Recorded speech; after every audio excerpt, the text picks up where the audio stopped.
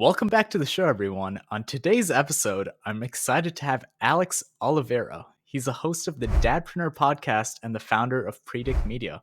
Alex, welcome to the show. Vijay, thanks for having me here. Absolutely. Well, Alex, I already love your background. You're also a podcast host, so let's dive right into it. Tell us more about the Dadpreneur podcast. Yeah, so it's like version 2.0. Version 1.0 was 2015 and 16. Well, I had done a podcast that was called the Entrepreneur Ninja. And actually, my son at that time, I think he was like 7 or 8. It was his title he came up with, and it was like a summer project. And at that time, I had an office with probably about 40 employees. And I said, look, as a summer project, let's bring in these interns from like high school and college. And our project of the summer was going to be a podcast studio. Spent all this money on a podcast studio. We did the whole thing. And then after like a year and a half, I did what most people do, which is pod fade. But the way I saw it always, it wasn't about pod fading. It was more about this was a project. And I think for people who are interested in podcasting, that's the thing you have to understand. You could create a podcast like a project. Do a season, do 2. I don't know, do 6 episodes. You don't have to like go in this direction long term and say, man, that's it. I'm only going to do it. So I don't actually like the term pod fading for that reason, because a lot of people just say, you know what, I'm not going to do it because I'm not going to be able to do it long term. But it's a piece of content that you can entertain, educate people. I certainly do that on the Dadpreneur podcast. You certainly do that here with your podcast. And I think it's an easy way for leaders, business owners, entrepreneurs to create content around the subject matter that you're an expert in without having to do the whole YouTube production that nobody wants to do. It takes a lot of time. And podcasting, look, man, you record, you go on the go for, maybe like $500. You've got all the equipment that you need. So I love the podcasting world. It's actually cost a lot less than I've seen a lot of podcast hosts literally record on their phones. So anyone that's listening that wants to start a podcast, literally just open up the voice memo app and click record and upload it. It's that simple. That is true. Absolutely. So tell me more about pod fade. I've heard of that term where people just, I assume it's just podcast hosts just stop posting and they just kind of go MIA. Yeah, usually it's around, episode, depending on like whether you look at the info from like Podmatch or any of the other people who are collecting and doing these studies. It's anywhere between like episode 8 and 12.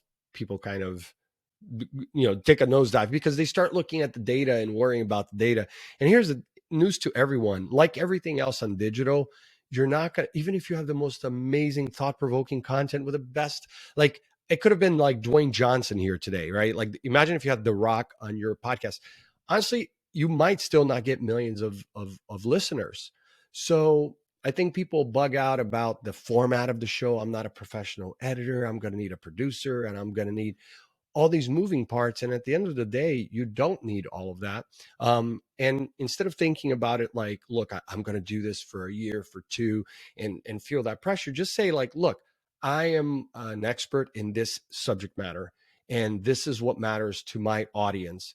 And I can share that with the world, and it will make somebody's life easier. Like, that's ultimately what it is. If you can make someone's life easier, it's content that is typically evergreen, if that's the type of podcast that you're doing, and if it's obviously non-fictional.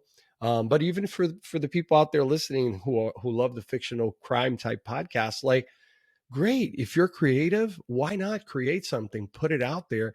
And yeah, you probably get like 10 listeners per episode for the first few months.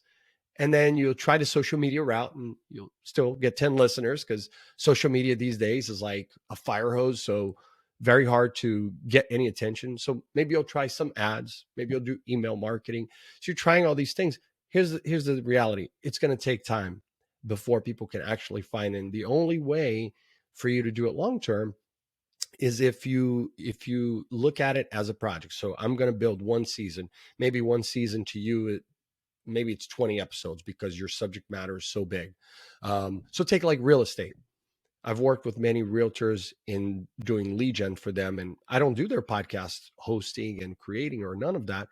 But the way I approach it, Vijay, is this: look, when you have buyers and sellers of your particular type of real estate in your geolocation, what are the things that you can discuss, whether it's schools, whether it's the landmarks, the culture of the city, like all the different things that matter to a buyer and a seller. And we've had realtors go out and do 10, 15, 20 episodes. That's it. They have it live on their website, and then they repurpose that content in so many different ways. So, and you can say, hey, I've got a podcast, it works. You're just not going to have new episodes. And if you don't have new episodes, the only downside of that is that the podcasting um, um, players like, Spotify and iHeart and all the other ones, they're not going to rank you, right? Because it's always an algorithm. So if you don't have new podcasts regularly, like on a weekly basis, you're probably never going to rank, but that's okay.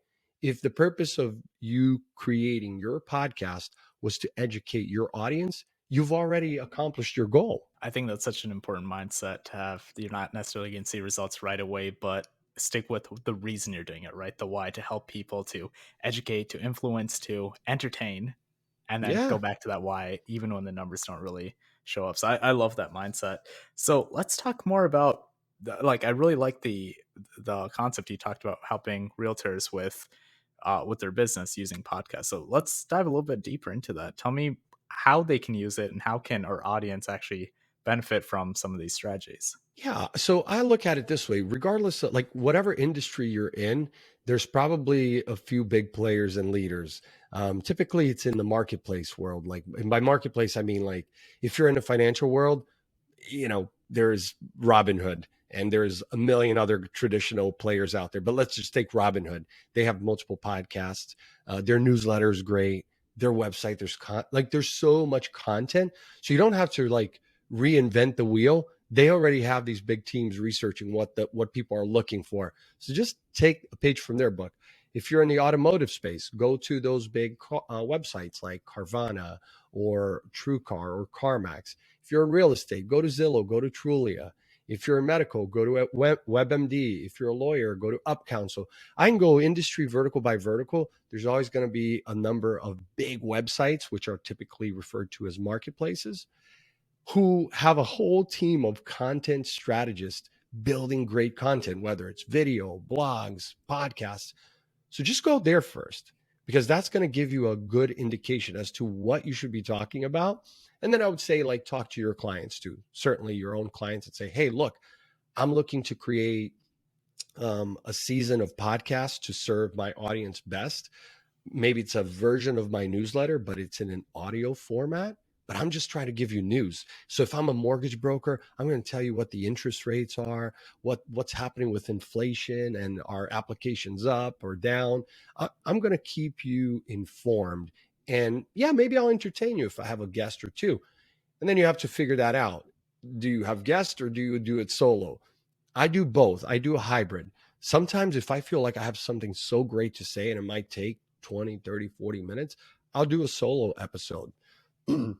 But I've found that bringing on people is a great way to shine the light somewhere else and not be like, hey, me, it's about me. And frankly, sometimes it's easier to interview people than it is to be interviewed. I personally find that when I go on podcasts too often, um, I feel like I'm saying the same story over and over, because like the format that we have here, we're bouncing around and it's informal. So I'm really enjoying it.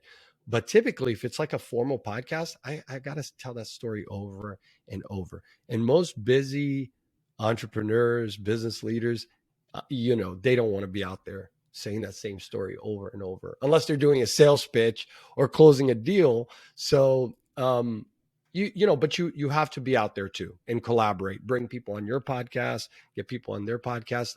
Also case studies.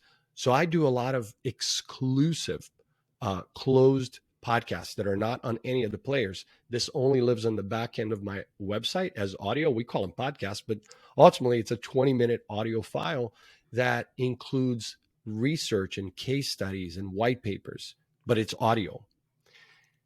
People love it, right? So if you're a realtor and you are a member of my community, you'll be able to access all this information and data about keywords and lead gen as it pertains to your industry. So for those out there who are like, hey, I'd like to do a podcast, but since I'm not going to do it long term, I don't want to use Apple or Spotify or iHeart or any of those, Pandora. I just want to record the audio, host it on my site, keep it gated because I don't want my competitors to, get all my golden content, which to me that's very silly to begin with. But let's say you're that person, because I've had those clients that come to me and say, I don't want to put all this work into this. And then I said, listen, there's so much room for growth. Like your competitor doesn't care what you're doing, honestly. Um, so there's a lot of different ways that you can do this, VJ, and ultimately it's about like growing your growing your influence in your market and being able to help other people. So to me, it's like a win-win, right? Yeah, no, well, that was very beautifully put. I really, really enjoyed that advice that you gave for the audience. Let's switch gears a little bit, and I know you actually touched upon this. Let's talk more about lead generation. What is lead generation? What are some practical tools that entrepreneurs can take to develop leads? Oh man, he got me on leads. It's over now. No, I really am passionate about leads. Why am I passionate about leads? Well, when I left my family business I think it was 2004. Yeah, 2004. So I ran it for about 3 years after I left college, and then I said I want to start my own thing, which was a construction company. Number one, I knew nothing about construction, so remodeling, right? Because this was like the boom of real estate and whatnot. And I figured, well, if I can remodel a house and also buy and flip homes, that went very well until about 2008. By the way, then it was like, whoop. But we talk about that later. Going back to the leads, what I found early on, VJ, wasn't I didn't have to be the best craftsman, meaning I had these crews out there, taking materials to clients' homes and then remodeling their house, kitchen, bath, floors, the whole nine. But while I didn't have the recognition reputation yet, and maybe I wasn't even known for quality, what I could do is generate a boat of leads. That I could do. I understood early on, 2004 or 5, how to leverage digital while my competitors were still doing billboards and yellow pages and Valpak. Well, we did Valpak too. Valpak, those like mailers that you get coupons in the mail. But we transitioned by '06 to everything digital. So of course, SEO and paid search and a little bit of social. That was very early days social. But what I learned to do very quickly was generate enough leads where every couple of months I could add a new sales guy to our team and feed them leads. While my competitors, their strategy for every time they hired a salesperson was like, you're on your own. Go knock on doors, do whatever you got to do, which actually still the case for many companies. If you go work as a commissioned salesperson, they're like, well, here's a bunch of old crappy leads that the good guys have already worked, but now you're on your own. Go run your own ads, do your own thing. So I learned very early on that the key to success was to have enough leads so that my sales guys can go do these appointments in home consultations, close the job, and then I'd have project managers feed the job to my installers. And we just kept doing that. Year one we did like 300K, then 700 in year two, 1.5 million by year three, and we just kept growing and growing and growing, all because of leads. And then, of course, over time, I brought in people who really understood construction to be able to make our product and our brand better. Because I wasn't uh, an expert in branding at that time. I knew very little about branding. What I knew was drive traffic to the website, generate leads, keep my sales guys busy. So yeah. Okay, so clearly leads are extremely important. It's the top of the sales funnel. So let's talk about driving traffic to your website. Is that how you're generating these leads, or is it through another method? I know you mentioned Valpaks, but how do you drive traffic to your website? Yeah, so traffic. So the first question I ask any business of any size, we've worked with companies as large as Ford, Allstate, AutoNation. I mean, companies you've got hundreds of people sitting around waiting for leads. The first question that you should also ask if you're looking to do digital marketing or lead gen is, do I want calls or do I want web leads? That's it. And when I say web leads, it could be leads that are generated on your website, or it could be leads that are generated, let's say, on social media, on TikTok, LinkedIn, Facebook, whatnot. But it's either like the data, the PII, personal identifying information, first name, last name, email, phone number. I either want that data so that I can then make an outbound effort via both email and phone, or I want inbound phone calls. Those are like the two main ways that you can generate leads inbound, right? So for most small businesses, they almost never choose the call method because they typically don't have a sales team, right? 85% of small business owners are solopreneurs, according to the SBA. So there you go. If you're that one business owner wearing all hats, you're not going to be able to sit around to answer a phone. But if you do have a sales team, I would always choose calls, because calls are people calling in. They saw your ad online. That's that traffic, right? So the traffic's going to split two ways, Vijay, for your audience listening here. Whether it's a display ad that I saw while I was visiting, the Onion or Huffington Post or something like that, whether I saw a display ad, a visual of a product or service, I click on it. Maybe it's a click to call, or maybe it's just an ad that takes me to your website. It's going to do one or the other. Again, you have to decide, because if you say click to call and I call and you don't pick up, you've just wasted your money.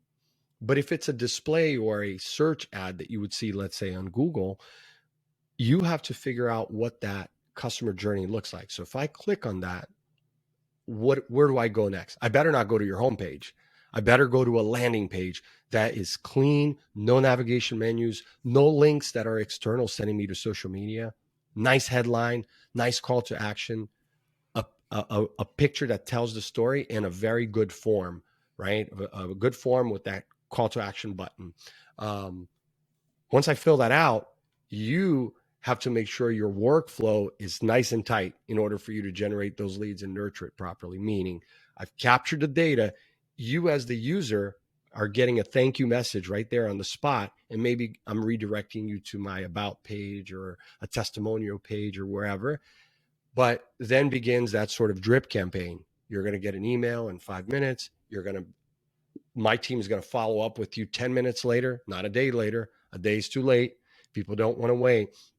So again, lead gen, you got to decide first and foremost, if you're doing online lead gen or digital marketing, I'm going to do all this content, social and paid. Do I want calls or do I want web leads? And if I want web leads, where is it going? Do I have a CRM? So there's a lot of questions that you have to answer in order for you to do it properly. And then once you're in, your sales team or customer support is in touch with that customer, then begins like a completely different process of like customer support, right? Got it. Wow, that is so much jam-packed information that I know I can utilize a lot of it for my own business. So I'm thinking more about the calls, my own personal business. I'm a solopreneur, or I have a few people that helping me, but if I were to receive a call, do you think it's a good idea to have a separate number to go directly to voicemail and then I could return the call, or is that a terrible idea? No, it's not a terrible idea. I think, every product is different, right? So if you're selling a financial product, the life cycle may be a little bit longer. So instead of thinking of it like a lead, VJ, you might think of it like, I want to crawl, walk, then run together with you, right? Meaning you and the consumer, that your prospect. So if that prospect is at the beginning of their journey in trying to choose a certified financial advisor, and they're like, well, so I'm starting today. What I'd like to get is a top 10 checklist, a little download of a checklist. Maybe that's all I want from you. I don't even want to talk to VJ at this point. And VJ's like, but if you want to talk to us, we're here. Maybe if I click to call, maybe it's only during the hours that you know for sure you can answer. So, look, you can run ads on Instagram, Facebook, and LinkedIn and schedule it. So you could say, you know what? My campaign is going to run only on Tuesdays and Thursday from, 9 a.m. to 3 p.m. Whatever leads come in during that time, I'm going to answer. Hey, how you doing? Did you see us on? And to answer your question, absolutely a dedicated number to that campaign so that you know where the campaigns came from, or the clicks and calls. To do that, there's a ton of call tracking software. My favorite is CallRail. CallRail is very inexpensive. It's like $20 a month for like the, entry level. You could set up as many as 20, 30 numbers in a matter of minutes. What I like about that is the numbers can be dynamic, VJ. So, for example, let's say I was servicing the Southeast US. I can make sure that the number that you're calling and seeing, because of the IP address that you're visiting my website on, because I know that because you clicked on the ad, and the software then tells me, talks to each other between the website and the ad platform. Then it's going to say to VJ, like, if you're accessing my website from Georgia, you're going to get a Georgia number. That's already going to increase the likelihood that I click to call or write down the number, copy paste to call you later. But to answer your initial question, you you don't really want to do it automated. There are some outliers like political campaigns. Okay, you know, I'm let's say I see a political ad. I want to donate to this candidate. That's fine. I call, and it's an automated message from whoever it is, and that's okay. But for business, no. For business, if you can't talk to them, VJ, do the what I mentioned at first. Just give them an inbound piece of content, a checklist, an ebook, something of value that they can download, and at least they're into your workflow and your system. Got it. That's very helpful. So let's move on. Talk about the next step. So we got some inbound sales. We have I guess people calling. We have their emails. How frequently do we need to follow up with them? I know you said don't wait a whole day, 10 minutes. Okay, after that initial conversation, when should the next conversation be without bombarding them, without ruining it for them, and eventually converting them? Well, that's a great question. I think it's different for every brand, every company, because of their product and service, their life. The cycle, the sales cycle is different. It could be immediate, like, okay, like if you're an HVAC company, and especially in the summer in Florida, if I call you because I say my HVAC is broken, my air conditioning, like, you're probably just gonna keep calling me every day. And then eventually I'll say, like, actually, you took too long to call me back, Bob. So get me off your list. You took too long. So for those of you that have very short sales cycle and services that you need now, you better follow up like within a minute. For those of you that have like a longer cycle, then it's about nurturing. But what you do is you create a cadence within your workflow that nurtures that prospect until they tell you stop. Now, yes, the first like few weeks and months you do more. So maybe like week one, there's three, four, touch points. One is an email, maybe another is an SMS, maybe two are phone calls. Second week, maybe just one email. Third week, a phone call. And you create your own, you have to test, a lot of testing, right? To figure out what it is. They want your voice. The voice has to be consistent. Can't be like different people calling them all the time, because then it feels like they're just a number, right? Um, but I'm going to make things like very specific to them, especially if they filled out a form, VJ, and they checked some boxes about what they were interested in. This is super important for you, not to just have a contact form, but give people options to choose what they're interested in. Because now I know you're interested in that, and then I can customize. And then as I reach out to you, it's going to be very relevant because you told me so, right? It's not going to be like I'm just guessing that you want to know about 401ks or stocks or crypto or whatever. So again, if you make it customized, you could keep entertaining them. And what you'll notice is a lot of these people won't unsubscribe. They will open your email, and then you go to your email software and you're like, man, I can't believe this person opened up this email like 20 times over the last month, and then again and again, but they're not returning my calls, and they're not unsubscribing or opting out of my text. I sent them a piece of mail, this, that. I'm like really nurturing them, and they're nowhere. And then like 6 months later, that person's like, boom, I'm ready to work with you. And I can tell you thousands of times that has happened, not only for my company, VJ, but also clients' company. I can't believe it. I nurtured the hell out of my leads.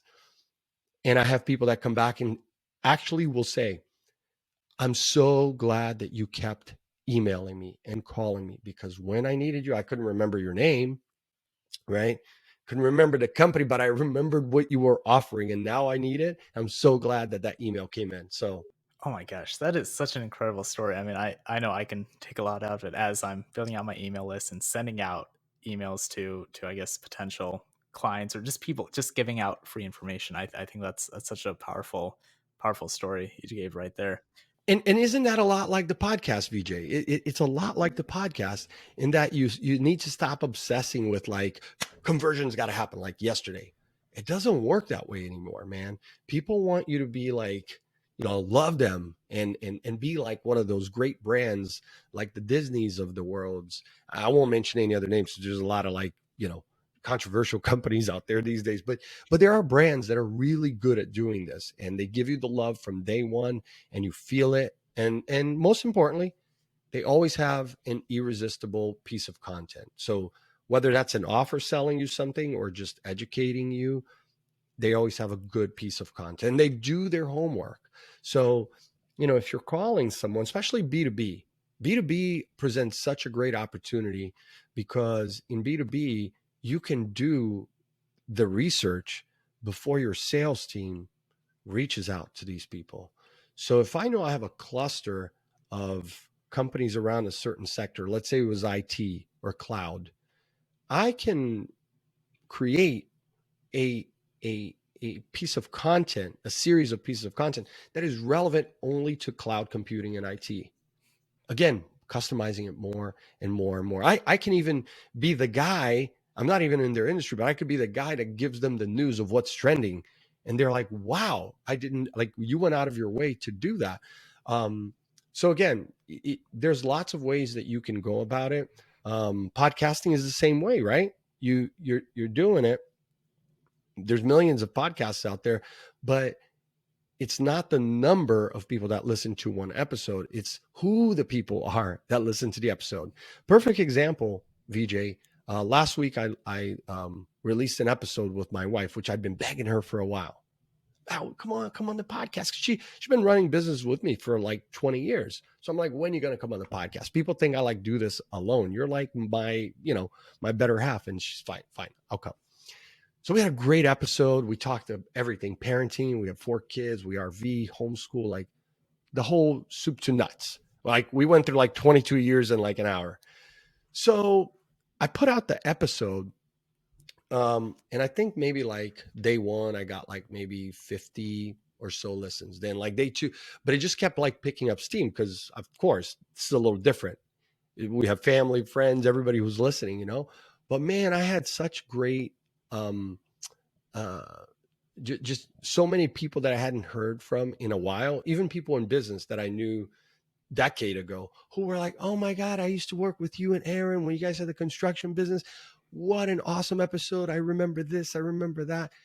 It's just, it just makes your community tight, man. And like I said, I'm one to obsess about data when it comes to lead gen. Like if I'm generating leads, I'm looking at the data every day. But if I'm doing a podcast, I'm not going to obsess that one episode I got 20 listens, the next I got 200. All I know is I'm getting good feedback overall. Right. Oh my gosh, that's great. So just go for quality. Quantity is important, but the quality is really what converts. And even if they don't actually become clients, this is the fact you're building a strong community, like you said. Yeah. Right. So let's talk more about other aspects of marketing, right? So I mean, there's lead gen, but what are some other aspects of marketing that you think entrepreneurs should be focusing on? That it's like the 80-20 principle, right? Focus on these 20% to get 80% of the results. Yeah. So yeah, I work it backwards, like leads are absolutely at the bottom of the funnel. That's like the closest thing. If I'm aligning like marketing to sales to customer support, pretty much every business, B2B, B2C, follow that. Those 3 departments always have to be aligned, number 1. But if they are aligned into like sort of the messaging and everything, then I work it backwards. Okay. Forget the leads for a second. What else, like how else, what other channels can I use to generate awareness for my brand, to generate that consideration or the conversion? And yeah, you have social media, but social media is very competitive. I'll tell you right now, unless you're spending money on paid ads to do social media, you're just spinning your wheels because that organic content absolutely is going in the space of nowhere, you know, unless you're an influencer or a creator who's doing this for a living. I'm not. I mean, I could say I'm a creator, but I don't depend on social media for practically any of my revenue. When it comes through that channel, I'm like, ooh, cool, awesome. But I've tested enough to tell you that up until like 5 years ago, yes, you could still do pretty well with organic and just building a following, maybe creating a group. But that channel now, it's paid. It's either you do paid ads or forget it. You know, I mean, it's so sad that Facebook, the business page, like think about your business page on Facebook and on LinkedIn. I mean, you see like really big businesses that have great brands, there's like no engagement on their business page because the business page and these social media platforms, it's another version of your website. Why would I spend time on this static page? People want to talk to people. It's human to human, not B2B or B2C, right? So that's the thing. Social media is good, but don't spend crazy amount of time there because your revenue, unless you're a lifestyle brand, probably is not coming mostly from there. And yes, we could take the one or two outliers on TikTok or Instagram, but mostly that's not the case for clients who are really growing. Then you have paid ads are still, very, very, very useful for any business, small or large, whether you're doing Google ads or Microsoft ads, or programmatic ads out there as well. And then there's a couple of other options, obviously, like influencer marketing and whatnot. But the option that I want businesses who want to scale their lead gen to pay attention to, it's been around since the beginning of digital, is affiliate marketing.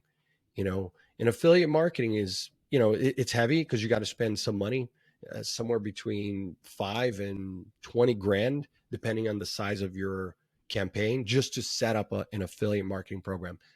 There's a bunch of different platforms out there that you can use, like Tune is one of them. So you build an affiliate marketing program, and then you hire an affiliate marketer, an actual affiliate marketing manager, to go out there and recruit publishers.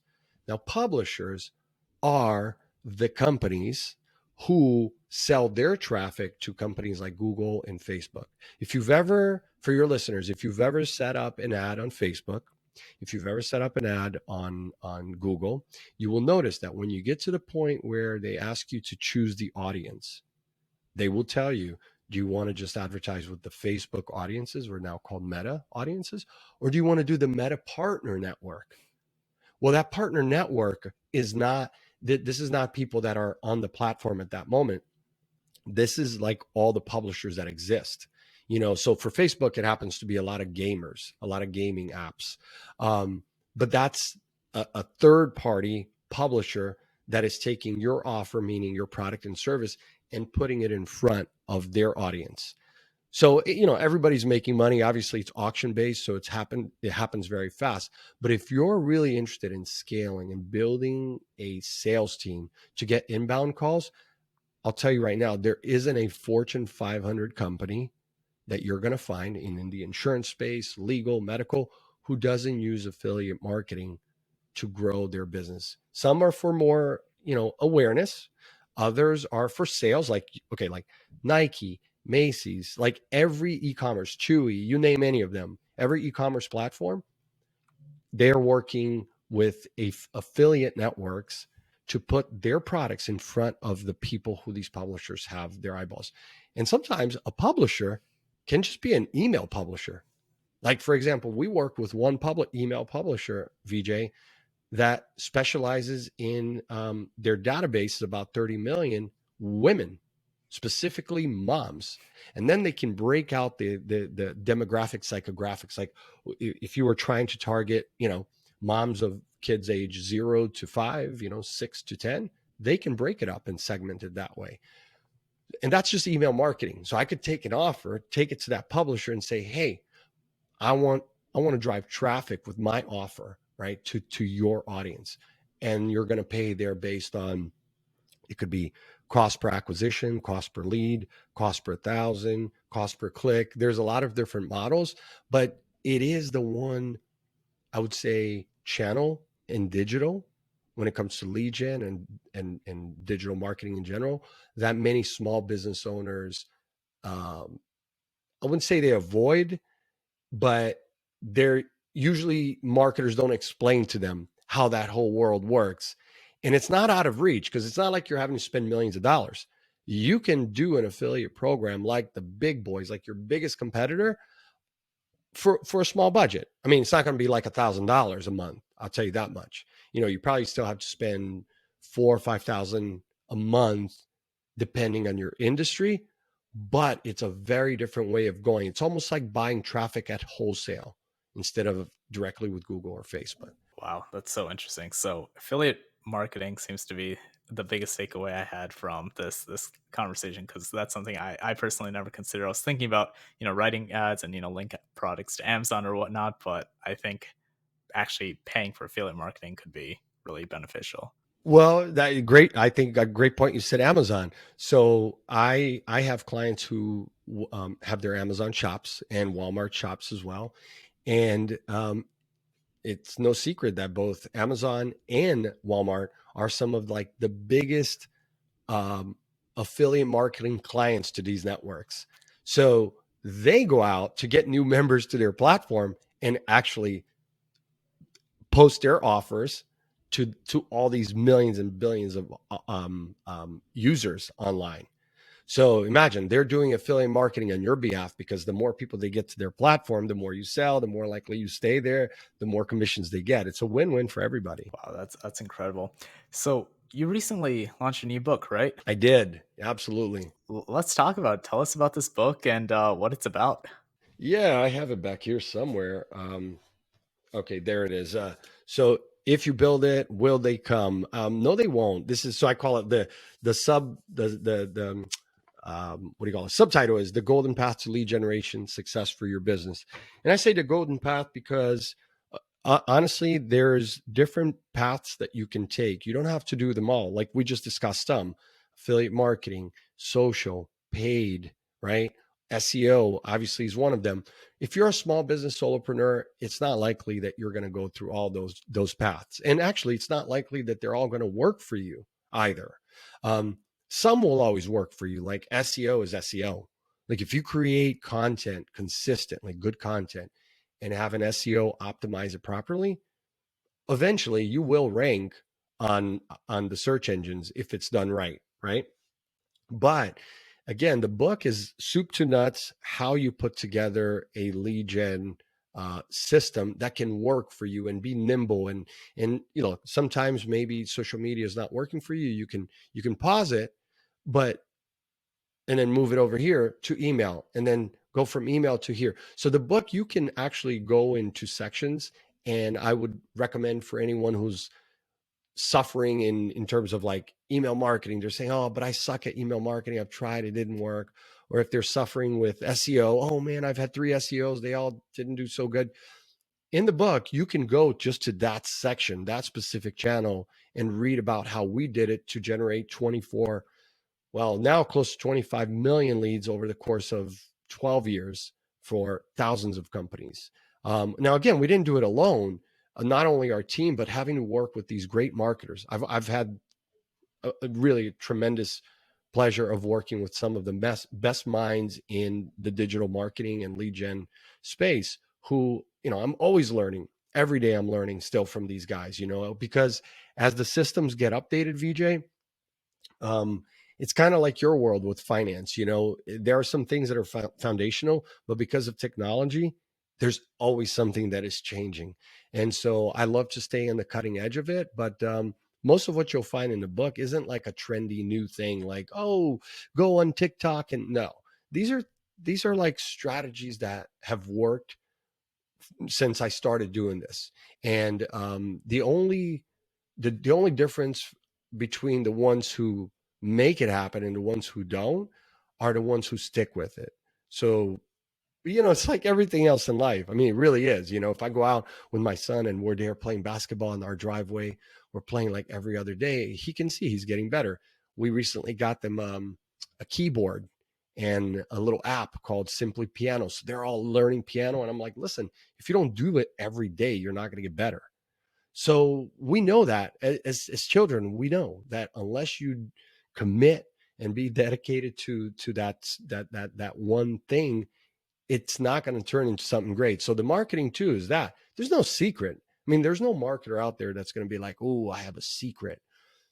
It's all stuff that you can do, but it takes time, and that's the bad news, right? Because everybody's like, "Well, I don't have time. I just want to pay somebody," and it's like, well, you're gonna like you're going to go broke if you're always paying people to do this stuff. You know, if you can figure out if you can figure out even like half the strategy on your own and then hire an agency or hire a freelancer to work for you, then at least you're like, listen, I already know I tested for a year with this, that, and the other.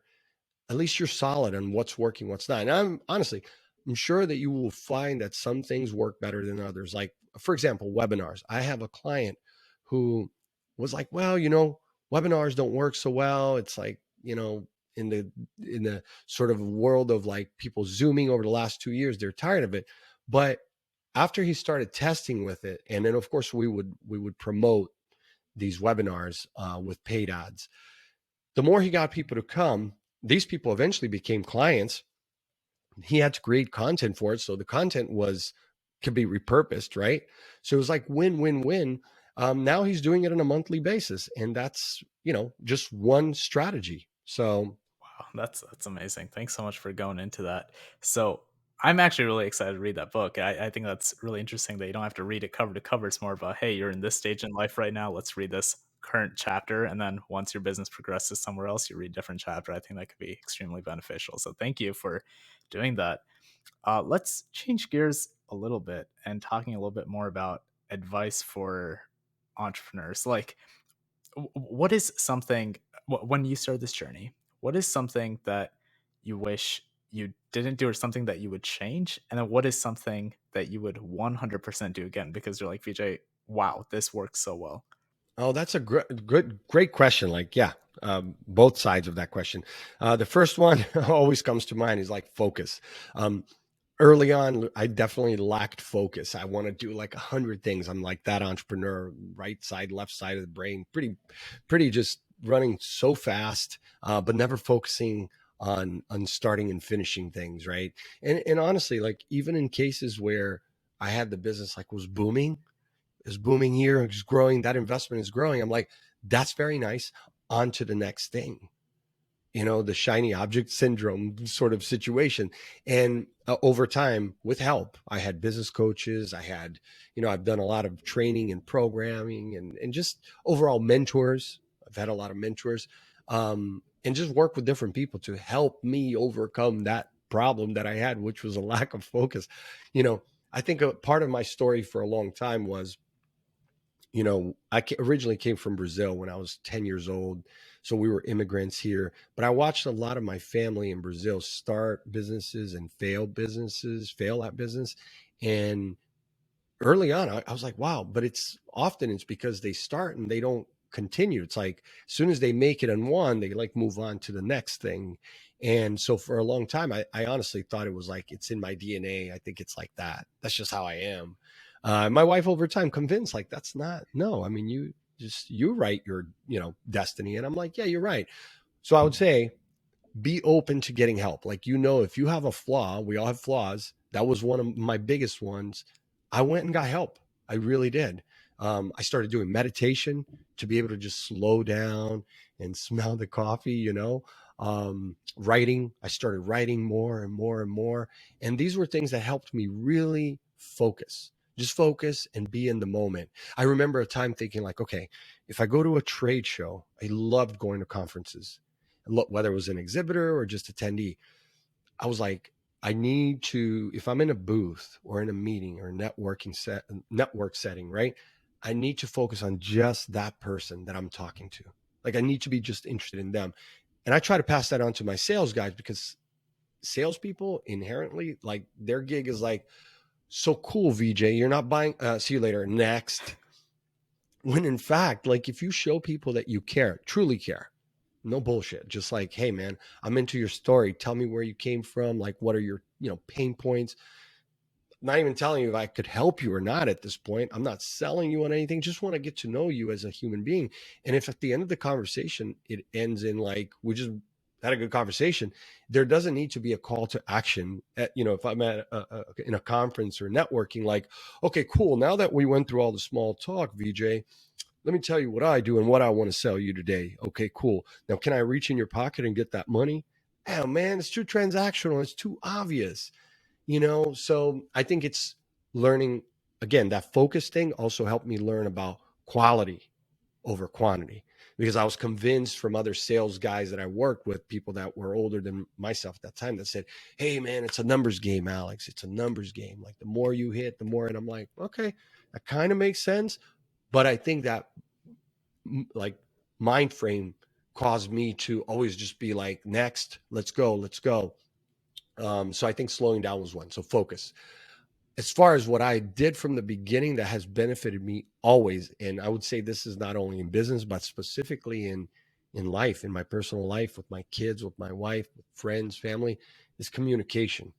It's just always putting it out on the table, man, whether it's comfortable, uncomfortable, or not. Just this is what's going on. This is what's on my mind. Communication, if you make a mistake, we all make mistakes. So listen, man, I screwed up, VJ. My bad. How can I fix it? Let's move on. And I did learn a lot about that. Communication worked well for me in business when we'd screw up. Something would happen and you'd have to get on a call. And then there's people who run away from the phone. They're like, oh, I don't want to talk to that client, that guy. I said, man, forget it. I'm just going to get on the phone. Look, VJ, here's what happened. I'm going to save you all the details because you don't care, right? You're the client. But your order came in, but it was damaged. We're already looking for a solution. So we're already working to get that solution done. No, the job is not going to be done on time, but here's how we're going to fix a good chunk of it. I hope that you can understand. And, we feel bad when we're sorry, but we are going to fix it and make it right. Okay. I mean, you're still a human being. I mean, if you're going to yell at me, you're going to yell at me, but I got to move on with my day, bro. I got to move on with my day. And so I would tell my team, it's like, don't sweat it. Just communicate, go head on, talk to that client and say, look, clearly we don't mean to like screw up, but we're human. It happened. And so I think it also that promotes that communication, clear communication, not on email, not through a text, but like straight up, get on a phone call. That type of communication promotes like, honesty, transparency, just overall, I think for me, I'm not sure how, or maybe I learned it more from my mom, because I always try to think like who did I pick that up from? Because even early on, I was always very like, if I screwed up, I screwed up, man. Like, this is what I did. How can I make it right? But yeah, man, I think that's a great life lesson that I've had that has worked for me. I love it. Thanks so much. Great piece of advice right there. And a question which I have for all my guests, I think I may have missed one or two, but what is your favorite book and why? Oh, my favorite book is The Alchemist by Paulo Coelho. So it's interesting because I'm not really into fiction. Like my wife, my kids, like we check out like hundreds of books every month at the library, and they're way more avid reader than I am. But when I do read that one or two books a month, it's interesting.